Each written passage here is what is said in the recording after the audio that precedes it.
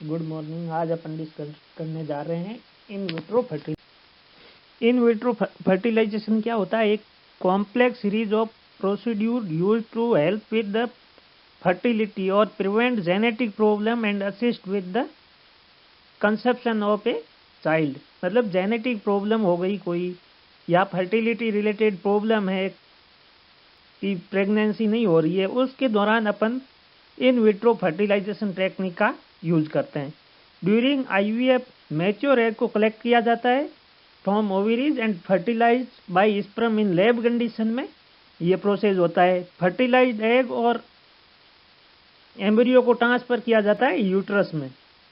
One full cycle of IVF take about 3 week. Almost इस process में 3 week लग जाते हैं। IVF is the most effective of the assist reproductive technique, ART भी बोलते हैं इसको। The procedure can be doing using your oven egg and your partners sperm. मतलब कुछ ऐसी मेडिकल फिजियोलॉजिकल कंडीशन होती है जिसकी वजह से नेचुरली रूप से फर्टिलाइजेशन नहीं होता है, उस दौरान आईवीएफ को यूज में लिया जाता है। आईवीएफ में इन्वॉल्व एग, स्पर्म और एम्ब्रियोज फ्रॉम ए नॉन और अननोमोनियस डोनर। मतलब एग या स्पर्म या तो किसी नॉन का लिया जाता है या कोई डोनर होता है उसका। In some case the gastrointestinal carrier of a women who has embryo implanted and uterus might be use. कभी कभी ऐसा होता है कि एग और स्पर्म लेके सरोगेट मदर में ट्रांसफर किया जाता है और बेबी डेवलप होता है।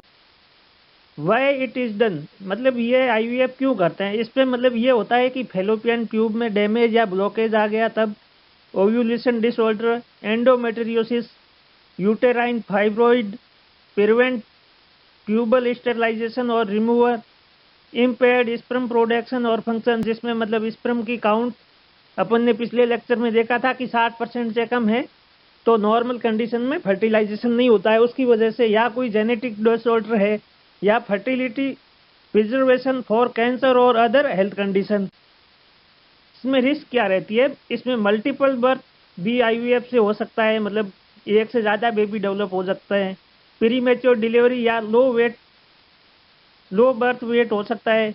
ओवेरियन हाइपर स्टिमुलेशन सिंड्रोम, इसमें क्या होता है जब वेरियस टाइप की ड्रग दी जाती है, जैसे ह्यूमन कोरियोनिक गोनेडोट्रोपिक हार्मोन जो कि ओव्यूलेशन को रिलीज करने में रेस्पॉन्सिबल होता है, तो उसमें मतलब ट्रीटमेंट दिया जाता है तो एक से ज़्यादा एग भी प्रोड्यूस हो सकते हैं और जिसकी वजह से मतलब मल्टीपल बर्थ की भी पॉसिबिलिटी बन सकती है, या मिसकैरेज हो सकता है, या एग रिट्राइवल प्रोसीड्यूर कॉम्प्लेक्शन। इसमें क्या होता है कि जब एग को कलेक्ट किया जाता है फेलोपियन ट्यूब से, उस दौरान कुछ डैमेज या उसमें इन्फेक्शन हो सकता है।